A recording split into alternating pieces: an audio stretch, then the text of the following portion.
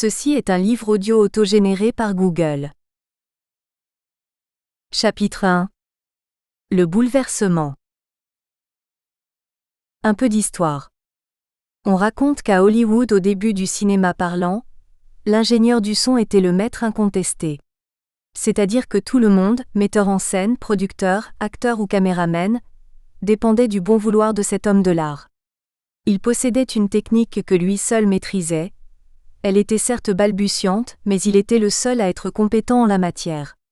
De plus, il s'exprimait dans un langage incompréhensible pour tout un chacun et pendant quelque temps, il a été le maître absolu des plateaux de tournage. C'est à peu près ce qui s'est passé avec l'informatique. À la fin des années 60, l'informatique vient de faire un pas de géant en passant de la mécanographie à l'ordinateur. L'informaticien, bien que cherchant à réaliser des applications conformes à ce qui lui est demandé, se trouve dans une position dominante du fait de ses connaissances techniques et de son langage. Dans certaines entreprises, les équipes de programmeurs évoluent en blouse blanche dans des salles vitrées, au milieu de machines impressionnantes dont les façades clignotantes semblent tout droit surgies d'un film de Stanley Kubrick, où les disques ont des allures de soucoupe volante, où les bandes magnétiques tournent par saccades, soumises aux directives d'un mystérieux algorithme de calcul. Les imprimantes à impact crachent du listing au kilomètre et s'ouvrent d'elles-mêmes pour réclamer du papier. La salle ordinateur est la fierté de l'entreprise et le centre des intérêts. Dès qu'un visiteur de marque est dans les murs, on le conduit dans le bocal pour contempler l'IBM 360 ou le Burroughs B3500. L'âge d'or des informaticiens. Dans ce contexte futuriste, l'informaticien, expert devant l'éternel, maîtrise totalement les applications depuis l'expression de besoin jusqu'à la mise en œuvre. Nous sommes face à des entreprises qui ont fait une avancée importante dans le domaine de l'informatique et qui développent des applications spécifiques dans des langages parfaitement standards comme le COBOL ou l'assembleur sur des ordinateurs tout à fait classiques. Cela se rééquilibre au début des années 80, nostalgie quand tu nous tiens. La culture informatique se répand et l'utilisateur comprend un peu mieux le langage de l'informaticien. On entre dans une période importante où, dans le même temps, commence à se poser la question de la relation entre informaticien et utilisateur. Très vite, le torchon brûle. La raison est que l'informatique réalise de plus en plus d'applications pour des utilisateurs de plus en plus exigeants. Nous ne sommes plus dans les débuts triomphants de l'informatique. Les utilisateurs osent enfin exprimer des demandes avec des exigences. On se retrouve alors face à un phénomène étrange qui se caractérise par une accumulation de demandes qui s'entassent en piles sur le bureau des analystes et des programmeurs. Vu leur nombre, chaque nouvelle demande est rangée tout en bas de la pile. C'est une époque dorée pour les informaticiens, qui sont désirés et courtisés et qui font tout leur possible pour rendre service. S'ils n'y arrivent pas, c'est par manque de temps et il suffit de voir le volume de demandes en attente pour comprendre que les malheureux sont débordés. Cela conduit à des situations cocasses comme celle où un utilisateur se fait livrer la nouvelle version tant attendue du journal de paye. À première vue, tout semble correspondre sauf qu'à la première édition, il s'aperçoit qu'il a oublié par mégarde de préciser dans sa spécification détaillée qu'il voulait un total général en bas du listing. Il fait donc une demande complémentaire. L'analyste, respectueux du règlement, place cette nouvelle demande sous la pile. Au final, pour un montant absent en bas d'un listing, l'utilisateur va devoir attendre des mois, si ce n'est pas des années, pour obtenir satisfaction. Cette situation n'est pas des plus désagréables pour l'informatique, sauf qu'elle est discutable sur le plan du management. Elle se trouve en effet souvent face à des techniciens un peu électrons libres, qui se sont construits une sorte d'autonomie, gèrent eux-mêmes leur planning, leur charge de travail, leurs priorités et qui sont bien souvent ingérables. Naissance du progiciel. De ce fait, une certaine tension s'est instaurée entre comité de direction générale et direction des systèmes d'information. Face à ce marasme quasi général, la communauté informatique propose une solution originale, rendre les applications paramétrables. Cela consiste à donner la main en partie à l'utilisateur, sans pour autant qu'il dispose de compétences informatiques. Il peut ainsi personnaliser quelques règles de gestion et mettre en forme quelques états en choisissant ses entêtes, ses ruptures, ses arguments de tri. La proposition est certes balbutiante, mais semble répondre tout à fait au problème de l'utilisateur qui a oublié de mentionner qu'il voulait un total au bas du tableau. Cela évite de mettre en œuvre des processus budgétaires importants pour répondre à des demandes aussi simples. Ce discours enthousiasme à la fois DSI et utilisateurs. L'ancêtre du progiciel est né. C'est une avancée importante dans l'histoire de l'informatique. Le début d'une aventure. Les premiers packages, on n'emploie pas encore le terme de progiciel, sont souvent issus du développement d'un système maison, par des informaticiens qui, flairant des besoins nouveaux, quittent leur entreprise et se lancent dans la grande aventure de l'édition de progiciels. La genèse. Le service du personnel. Dans les années 60 et 70, l'expression « ressources humaines » n'existe pas. Il serait d'ailleurs incongru de l'employer tant cette expression aurait à cette époque un sens péjoratif, à connotation proche de l'élevage intensif ou plus encore, de l'exploitation de ressources naturelles épuisables comme le charbon ou le pétrole. Au sein de l'entreprise, le lien social est solide, construit sur la durée. La garantie d'un emploi à vie et d'une sécurité matérielle n'est pas un vain mot. Il est vrai que le paternalisme des entreprises est, à cette époque, si fort que le lien qui unit employeur et employé s'apparente plus à une relation de filiation qu'à une relation de travail. L'employé est autant attaché à son employeur qu'à son entreprise et vice-versa, et cette relation tripartite chargée d'affectifs se prolonge bien souvent au-delà du cadre professionnel stricto sensu. En ce temps-là, la direction est du personnel, le directeur est du personnel et se distingue surtout par son conservatisme. La chef de service en charge de l'administration du personnel, souvent rattachée à la direction comptabilité-finance, cumule les fonctions de responsable de la paye, chargé des congés, de la comptabilité, des déclarations et des relations sociales. Pour le salarié, même si les comptes paye ont déjà 30 ans, les 35 heures sont encore loin devant. Les possibilités qui s'offrent en matière de congés sont binaires. 3 semaines en été pour les grandes vacances, 1 semaine en hiver pour les vacances à la neige. La demande elle-même se fait au moyen d'un formulaire papier sur lequel on indique la date de début et la date de fin. Celui-ci, visé par le responsable du service, attentif au nombre de jours pris, est remis au coursier des tâches qui le dépose dans la sacro-sainte bannette disposée à l'entrée de la direction du personnel, car pour pousser la porte, encore faut-il y être autorisé. C'est le temps où l'accès à la DRH est réservé aux plus audacieux. On ne se rend dans ces locaux que le jour de l'embauche, le jour du départ ou pour être sanctionné. Une paye simple et stable. La saisie des incidents de paye, ancêtre de l'élément variable, est une opération sans risque. La plupart des dossiers des salariés ne changent pas d'un mois sur l'autre. Seuls les mois de juillet et août nécessitaient plus de travail à cause de ces fameuses demandes de congés. Autour d'un café pris sur le zinc. Moi monsieur, j'ai travaillé sous De Gaulle. Eh bien je peux te dire qu'en ce temps-là, ton bulletin de paye était plus simple, il n'y avait qu'une ligne de retenue. La paye entre dans une autre dimension. Dans les années 80 et 90, les entreprises commencent à s'interroger sur le bien-fondé de leur système informatique dédié à la rémunération du personnel et à la gestion des congés. Avec en toile de fond l'arrivée du premier PC, lancé par IBM en 1981, plusieurs mesures gouvernementales font entrer la paye dans une autre dimension.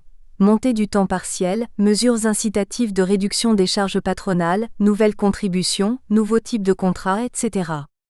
Sous la poussée des nouvelles lois, la paye se complexifie, de nouvelles rubriques apparaissent sur les bulletins de paye. Les modèles horaires se multiplient. Sur les sites industriels émergent des besoins de maîtriser le temps passé à la production. On commence à demander de plus en plus d'analyses, soit au système de paye, si celui-ci le permet, soit au système périphérique pour compter des heures de débit-crédit, et ainsi alimenter la paye et le système de gestion de production. Paye et informatique, une collaboration indispensable. Avant que les entreprises ne s'informatisent, la paye occupait 50% des effectifs des DRH. Elle est devenue ensuite un processus si complexe qu'il était impossible de la traiter sans outils informatiques. Elle occupe aujourd'hui environ 10 à 15% de l'effectif des DRH. C'est aussi à partir de ces années-là que les DRH commencent à être confrontés à des problématiques nouvelles ou encore peu répandues. Réforme de la culture d'entreprise et changement d'organisation se succèdent, fusions, acquisitions et premiers plans sociaux apparaissent. Pour montrer leur avancée vers les partenaires sociaux, certaines DRH changent d'étiquette pour prendre la dénomination de direction des relations sociales. Une solution, l'approche progicielle. Les DSI s'orientent alors vers des systèmes clés en main, pouvant être mis en œuvre en un laps de temps sans commune mesure avec la réécriture de systèmes dits maison, à la maintenance chronophage. Ils sont présents dans tous les domaines, de la finance à la gestion commerciale, de la production à la paye et d'après leurs fournisseurs. Ces nouveaux produits ont l'avantage d'être prêts à l'emploi. À la différence de leurs prédécesseurs, ils peuvent s'adapter, par simple paramétrage, à un besoin spécifique sans nécessairement faire intervenir l'informatique. Toujours selon les dires des fournisseurs, ils réalisent en standard toutes les fonctions de base, à savoir calculer et éditer des bulletins de paye, des journaux de paye, des livres de paye, des états comptables, des déclarations, etc. Pour les entreprises, cette nouvelle approche est une aubaine car quoi qu'on en dise, qu'est-ce qui différencie la paye d'une entreprise de la paye d'une autre entreprise ? Rien, si ce n'est la couleur du bulletin de paye. Pourquoi se lancer dans le développement interne lourd et coûteux d'un système de paye et de GRH, alors qu'il existe des solutions standardisées ? Autrement dit, pourquoi réinventer la roue ? Les avantages du progiciel. Les solutions à base de progiciel ont séduit un grand nombre d'entreprises, de DRH et de DSI, qui ont vu des avantages certains. Un projet interne allégé par une mise en œuvre rapide de la solution. Une paye et une GRH prêtes à l'emploi. Une prise en compte par l'éditeur des évolutions légales. Une équipe informatique réduite ou parfois inutile. Une maîtrise totale par la DRH. Le partage d'une solution par plusieurs entreprises. Une mutualisation des besoins par l'éditeur. Très vite, ces nouvelles solutions font preuve de qualité, leur capacité d'adaptation et de faiblesse. Les limites du produit standard sont très vite atteintes. Se pose alors la question du paramétrage. Qui va le prendre en charge ? Les organisations et les structures se mettent en place et adoptent le schéma suivant. Les informaticiens exploitent les machines et maintiennent le moteur et le cœur du système sur le plan technique. Les utilisateurs prennent en charge, au moyen du paramétrage, tout ce qui est traduction des règles de gestion de l'entreprise. Débarrassés de toutes les contingences techniques, les DRH commencent à chercher des profils de paramétreurs pour s'occuper de la paye et de la codification du réglementaire. Un nouveau métier RH, paramétreur. C'est alors que l'on se rend compte que le métier de paramétreur ne s'invente pas. C'est un rôle de spécialiste et avec lui, on introduit dans l'organisation une complexité supplémentaire. En clair, avec la précédente application paye, quand il y avait une erreur, c'était de la faute de l'informatique. Avec la nouvelle application, l'erreur peut aussi venir du paramétreur, donc de la DRH, ce qui est plus gênant dans un contexte où, par définition, c'est toujours la faute des informaticiens. Dans les années 90, tout rentre à peu près dans l'ordre et les DRH commencent à embaucher des profils de formation Bac+2 ayant suivi une filière informatique de gestion pour assurer le rôle de paramétreur de la DRH. Peu à peu, ce paramétreur acquiert une certaine technique qu'il est le seul à détenir au sein de cette direction à vocation plutôt administrative et fonctionnelle.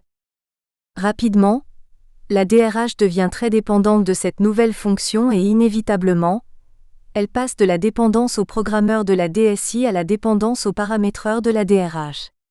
L'application paye se retrouve alors dans la même situation critique que lorsqu'elle dépendait de l'informatique. Cette application étant généralement jugée par l'entreprise elle-même comme la plus sensible, les DRH embauchent des profils de plus en plus spécialisés pour constituer des pools de paramétreurs là où il n'y a pas nécessairement de travail pour tous. L'objectif affiché est de garantir une certaine paix sociale par une paye totalement fiable, maîtrisée et sécurisée. Autre phénomène conjoncturel. Jusqu'au début des années 80, la direction informatique dispose d'analystes programmeurs qui, au moyen de langages tels que l'assembleur ou le COBOL, réalisent un nombre important d'applications.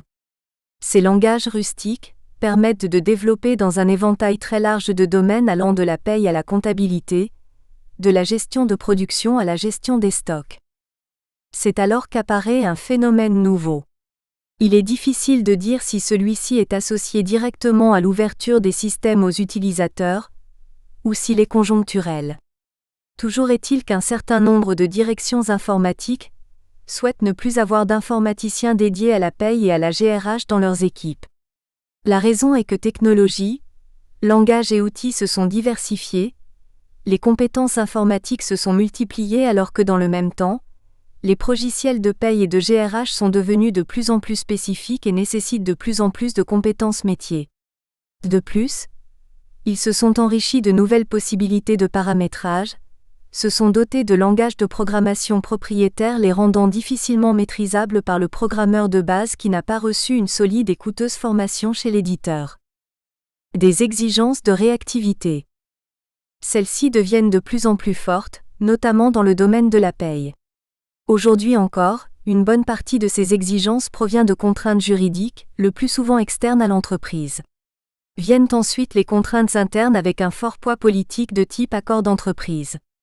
À cela viennent s'ajouter des interprétations de textes parfois complexes et des délais de mise en œuvre souvent très courts, car quand on signe un accord social ou que la loi Aubry se met en place, on est obligé de l'appliquer dans un laps de temps très bref. Face à ces contraintes, associées à des restrictions budgétaires constantes, les DSI sont de plus en plus mal à l'aise. À cela s'ajoute le fait que lorsque deux directions ont à mener une action commune, on se trouve confronté à des processus de décision nécessitant l'organisation de réunions, la mise en œuvre et le suivi de planning commun, l'établissement de budget. Chacun sait que lorsque l'on entre dans une telle logique et que la paye doit être prête dans une semaine, on est souvent au bord du conflit. Forte de ces expériences, certaines DSI proposent alors à leur DRH de prendre les clés du système, préférant maintenir des compétences sur des domaines pour lesquels les exigences de réactivité sont moins fortes et où l'outil était beaucoup moins spécifique. Une équipe IT dédiée RH. Aujourd'hui, il est très difficile pour certaines directions informatiques de conserver une équipe interne totalement dédiée aux ressources humaines pour plusieurs raisons. Le domaine est étroit, et la gestion de personnel est rarement le cœur de métier de l'entreprise. Les logiciels emploient des langages de programmation, des techniques et des méthodes spécifiques empêchant tout langage commun. La difficulté à maintenir les compétences d'une équipe dédiée, que l'on n'ose pas détacher sur d'autres domaines de crainte d'attiser le courroux de la DRH. Une alternative, le service bureau.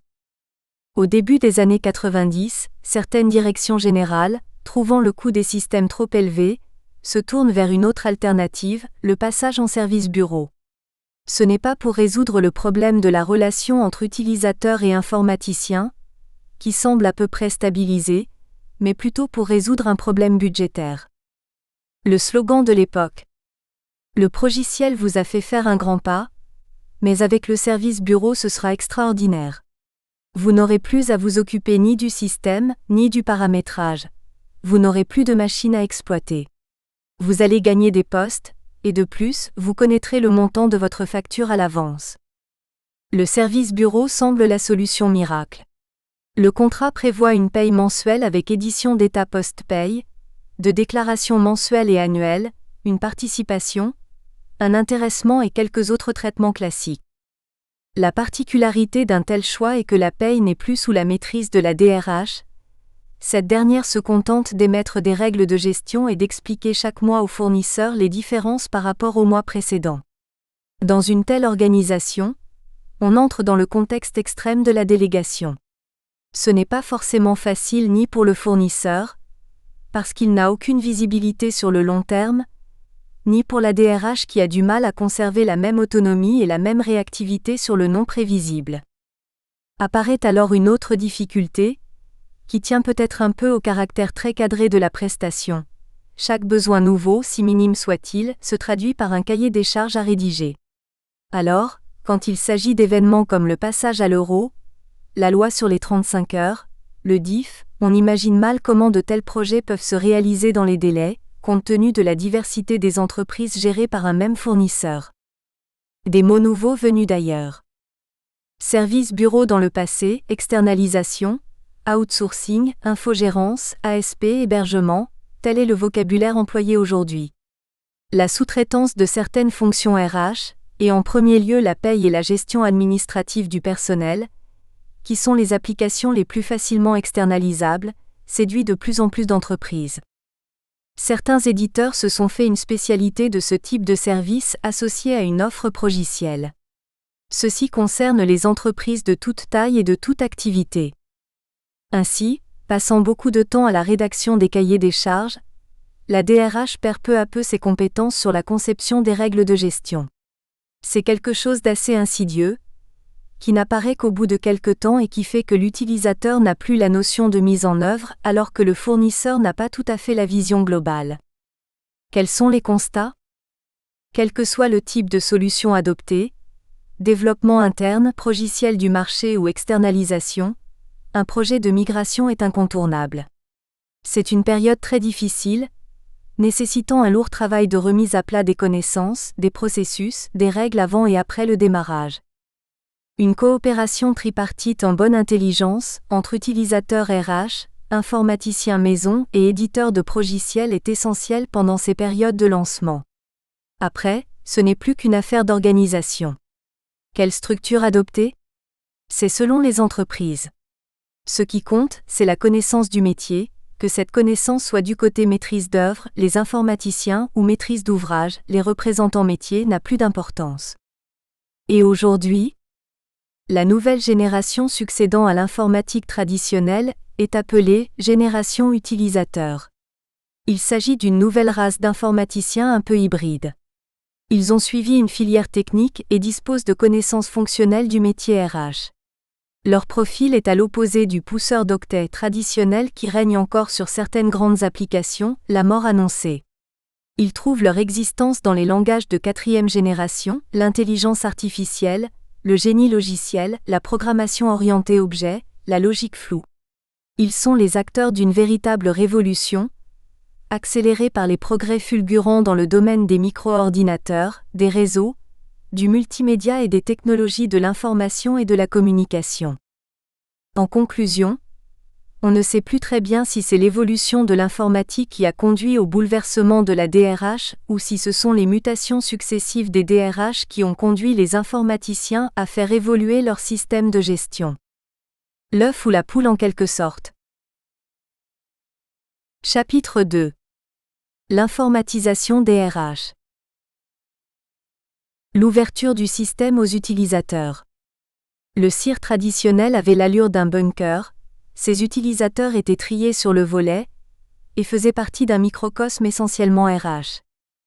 Le CIR ouvert est plus en adéquation avec le nouveau mode d'organisation des entreprises. Ces utilisateurs ont tous les profils possibles. Entre ces deux configurations, une vingtaine d'années se seront écoulées. Une évolution prévisible des besoins. Pendant toute cette période sont apparus des besoins comme faire évoluer la culture d'entreprise, mobiliser et responsabiliser. Nous espérons que vous avez apprécié cet aperçu. Pour continuer à écouter ce livre audio sur Google Play Livres, utilisez le lien dans la description de la vidéo.